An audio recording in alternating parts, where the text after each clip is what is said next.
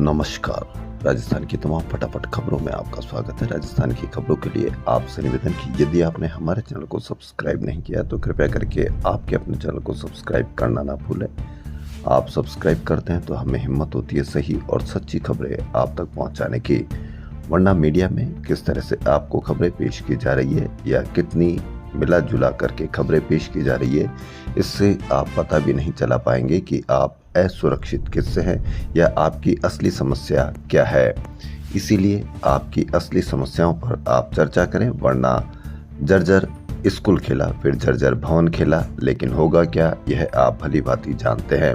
अब क्या जर्जर स्कूल की कहीं बात होती है? नहीं होती होगी, क्योंकि जर्जर स्कूल का काम खत्म हुआ। जर्जर स्कूल से कितने बच्चों की मौत हुई, जर्जर भवन से कितने लोगों की मौत हुई। अब कोई नया मुद्दा या नया कोई घटना हो जाएगी तो उस मुद्दे पर या घटना पर हम चर्चा करने लग जाएंगे। इसलिए अभी भी वक्त है कि आप असली चर्चाओं पर ध्यान दें। कांग्रेस के नेता पूर्व उप मुख्यमंत्री सचिन पायलट का रविवार को जन्मदिन था। रविवार को सचिन पायलट ने अपने जन्मदिन पर सांवलिया सेठ के दर्शन करने चित्तौड़गढ़ पहुंचे। कांग्रेस के राष्ट्रीय महासचिव एवं पूर्व डिप्टी सीएम सचिन पायलट ने कहा कि सरकार जनता ने बनाई थी, कुछ वादे किए गए थे। कितने वादे पूरे किए गए? दुख की बात है कि सरकार चलाने का एक तरीका होता है। सत्ता के इतने केंद्र बन गए हैं, मालूम नहीं अफसरशाही इतनी हावी क्यों है। कई जिलों में बाढ़ आई, इतना नुकसान हुआ, लेकिन कोई राहत की घोषणा नहीं हुई। जो सत्ता का सुख उठा रहे हैं, जनता की परेशानियों से उनका कोई सरोकार नहीं है। पायलट रविवार को अपने जन्मदिन पर यह बात कर रहे थे। उन्होंने मीडिया से बातचीत की। उन्होंने मीडिया से बातचीत में राज्य सरकार पर निशाना साधा। इससे पहले पायलट उदयपुर पहुंचे, जहां उनका क्रेन से माला पहनाकर स्वागत किया गया। पायलट ने कहा कि कई जगहों पर बाढ़ आई है, लेकिन अब तक राहत और बचाव के लिए राज्य सरकार ने कोई घोषणा नहीं की और न ही केंद्र सरकार ने। पायलट ने झालावाड़ में जर्जर स्कूल गिरने के मामले को भी उठाया। उन्होंने कहा कि मासूम बच्चों की जान चली गई थी, उसके लिए कौन जिम्मेदार है? मंत्री, अधिकारी, ठेकेदार या कोई और? सरकार को इसका जवाब देना चाहिए।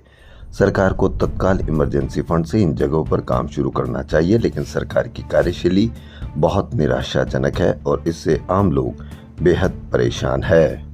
राजस्थान में इस सीजन मानसून ने रिकॉर्ड तोड़ पानी बरसा है। मानसून सीजन के 3 महीने 7 दिन बीत चुके हैं और 22 दिन शेष है।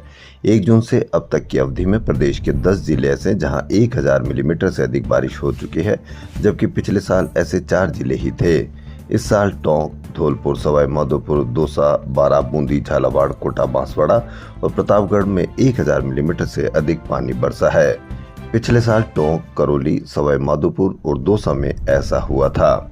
दूसरी ओर इस बार अब तक 26 जिलों में असामान्य बारिश, 16 जिलों में सामान्य से अधिक और 1 जिले में सामान्य बारिश दर्ज की गई है।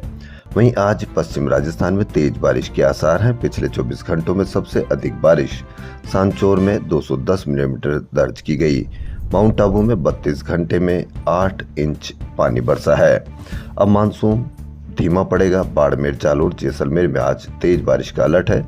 इसके बाद प्रदेश में 1 सप्ताह बारिश की गतिविधियों में गिरावट रहने की संभावना है।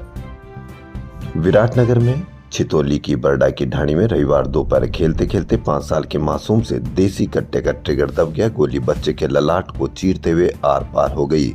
बच्चे की मौके पर ही मौत हो गई। पुलिस ने बताया कि 2 बजे सिंगर कान्हा गुजर व मुकेश पटेल का 5 वर्षीय बेटा देवांशु कमरे में अकेला खेल रहा था, तभी देसी कट्टे का ट्रिगर दब गया।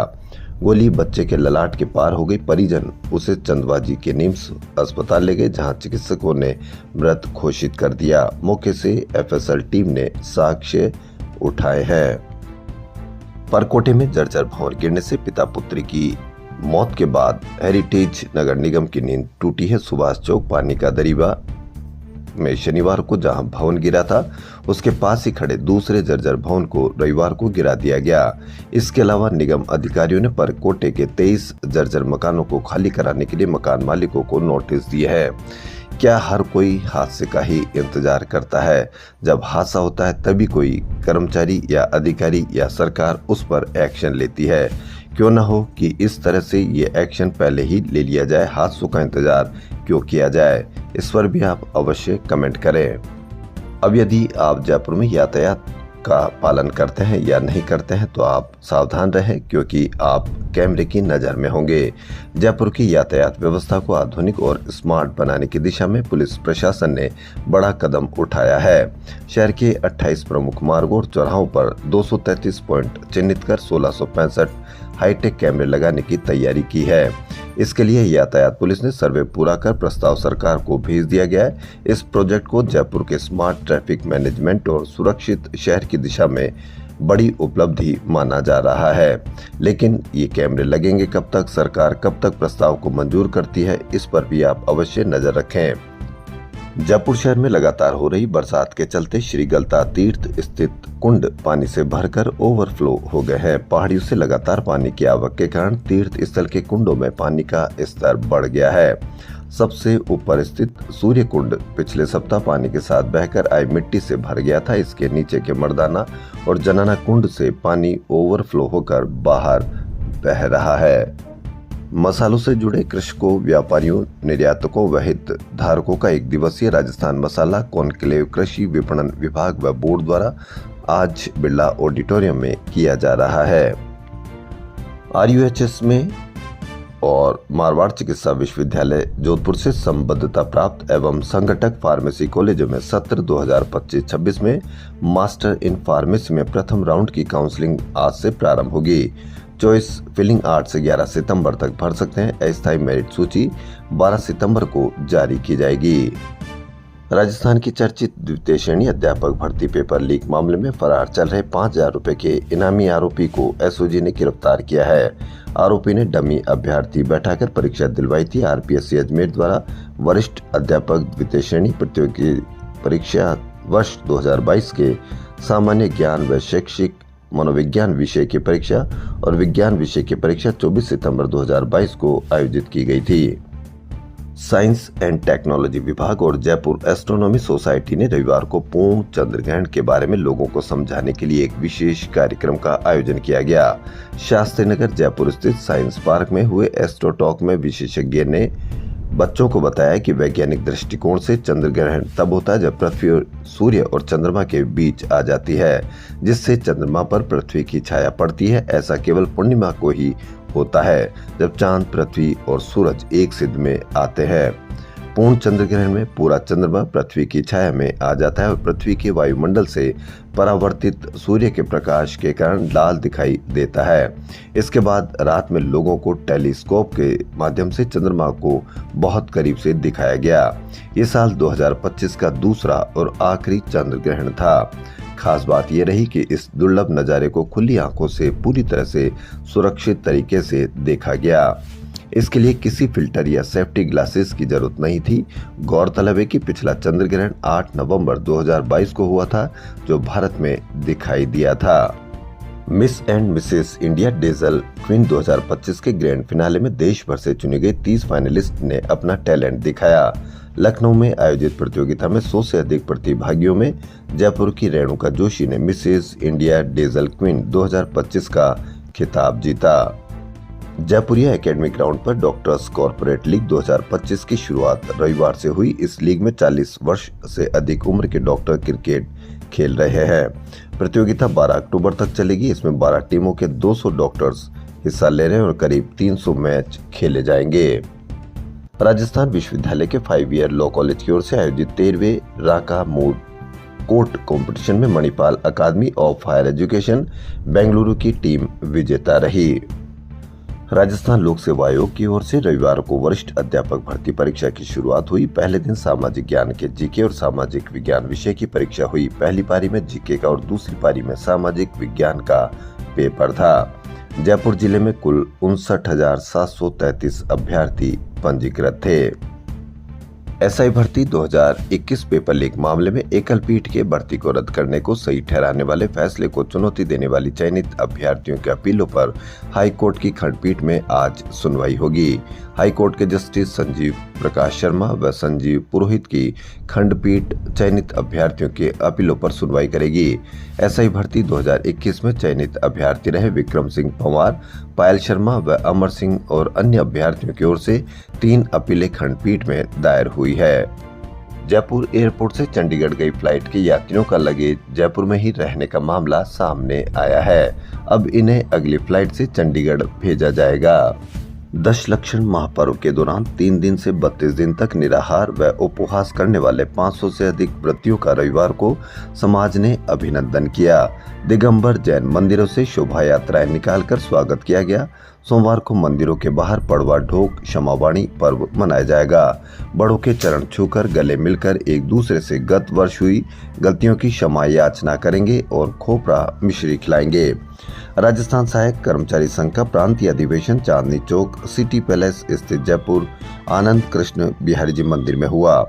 अधिवेशन में अखिल राजस्थान राज्य कर्मचारी संयुक्त महासंघ के प्रदेशाध्यक्ष महावीर शर्मा ने राजस्थान सहायक कर्मचारी संघ के नव निर्वाचित प्रदेशाध्यक्ष मान सिंह शेखावत, प्रदेश महामंत्री लेखराज वर्मा एवं जयपुर जिलाध्यक्ष मोहन मीणा को पद व गोपनीयता की शपथ दिलाई।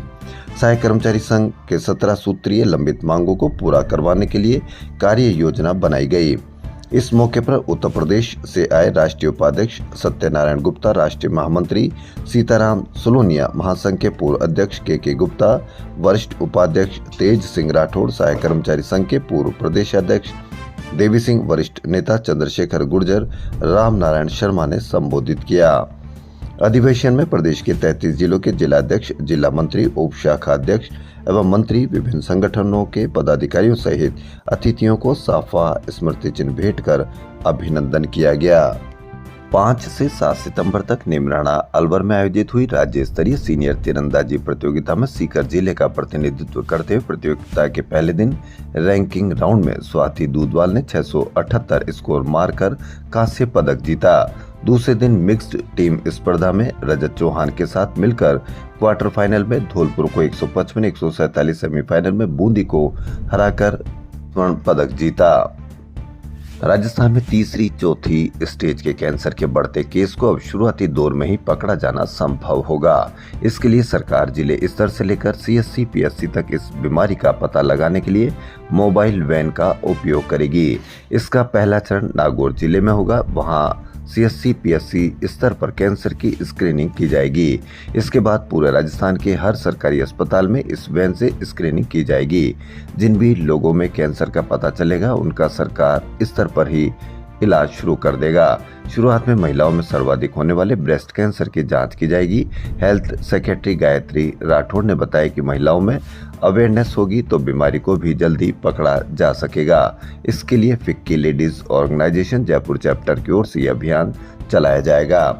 इसमें आप सभी राजस्थान वासियों से निवेदन है कि इन्होंने कहा है कि CSC PSC पर यह मोबाइल वैन का उपयोग करेगी, तो आप अवश्य इस पर ध्यान दें कि CSC PSC पर जो भी आसपास रहने वाले लोग हैं वो ध्यान रखें कि क्या वैन समय पर आती है, क्या वैन में इलाज उचित इलाज होता है या डॉक्टर्स या दवाइयां मिलने में कहीं कोई दिक्कत तो नहीं होती है।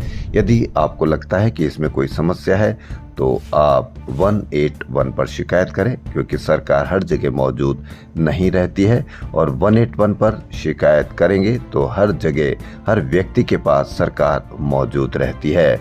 इसलिए आप सजग नागरिक बनिए। सिर्फ सोशल मीडिया पर इस तरह से बहादुरी दिखाने के बजाय आप असली नागरिक बनिए, असली बहादुर बनिए और जहां कहीं भी आपको समस्या नजर आए 181 पर शिकायत कीजिए, तब आप असली नागरिक या सुरक्षित नागरिक बन सकेंगे। दौसा में 3 सितंबर को कुख्यात अपराधी को लेकर जा रही पुलिस वैन दुर्घटनाग्रस्त होने से पुलिस कांस्टेबल संदीप शर्मा की जान चली गई थी। हादसे के बाद से कांस्टेबल की पत्नी राधा शर्मा सदमे में थी। 3 दिन पहले राधा ने भी आत्महत्या का प्रयास किया। उन्हें गंभीर हालत में जयपुर के ASCC अस्पताल में शिफ्ट किया गया। अस्पताल में नेता प्रतिपक्ष टीकाराम जूली ने परिजनों से मुलाकात की। जनप्रतिनिधियों ने डॉक्टरों से राधा शर्मा की स्थिति की जानकारी ली। खाद्य सुरक्षा योजना में गरीबों को मिल रहे अनाज में सक्षम और अपात्र लोगों द्वारा गलत तरीके से लाभ लेने वालों के खिलाफ सरकार ने कड़ा रुख अपनाते हुए गिव अप अभियान में एक और मौका देते हुए 31 अक्टूबर तक अपना नाम स्वेच्छा से हटवाने की छुट्टी दी है। इसके बाद वसूली करने की कार्रवाई होगी। अभी भी मौका क्यों दिया जाए? जो भी इस तरह गलत तरीके से अभियान के तहत वो खाद्य सुरक्षा में खाद्य ले रहे हैं तो उनके खिलाफ तुरंत कार्रवाई की जानी चाहिए और उनका जुलूस निकाला जाना चाहिए, क्योंकि जुलूस निकालने की बहुत यहाँ हम आए दिन समय पर देखते हैं कि किसी अपराधी को तो वह ज़्यादा बड़ा अपराधी है, क्योंकि वह पता भी नहीं लग पा रहा है और सरकार को कितना नुकसान करता है। परिवहन विभाग ने राजधानी में चल रहे मोटर ड्राइविंग स्कूलों पर सख्ती शुरू कर दी है। आरटीओ प्रथम की जांच में शहर में कई फर्जीवाड़े सामने आए हैं। इसके बाद स्कूलों पर कार्रवाई भी शुरू कर दी है। ऐसे में कार्रवाई से बचने के लिए मोटर ड्राइविंग स्कूल वाहनों के रिकॉर्ड को हटवा रहे हैं, लेकिन अधिकारी को रहते हुए परिवहन विभाग या ड्राइविंग स्कूल किस तरह से गड़बड़ी कर सकते हैं, इसको भी आप कनेक्शन को अवश्य इस पर विचार करें। जल संकट से जूझ रहे जयपुर और आसपास के इलाकों के लिए रामगढ़ बांध को भरने की उम्मीद से चलाया जा रहा कृत्रिम बारिश का प्रोजेक्ट आखिरी दौर में भी नाकाम रहा। रविवार को कृषि व आपदा मंत्री डॉक्टर किरोड़ी लाल मीणा, विधायक महेंद्र पाल मीणा की मौजूदगी में वैज्ञानिकों ने 3 बार ड्रोन से क्लाउड सीडिंग की, लेकिन बांध क्षेत्र में एक बूंद बारिश नहीं हो सकी। हालांकि वैज्ञानिकों का दावा है कि पहाड़ियों में हल्की बरसात हुई है। राजस्थान की खबरों में फिलहाल इतना ही। यदि आपको राजस्थान की खबरें पसंद आ रही तो आपके अपने चैनल को सब्सक्राइब कर लें। धन्यवाद।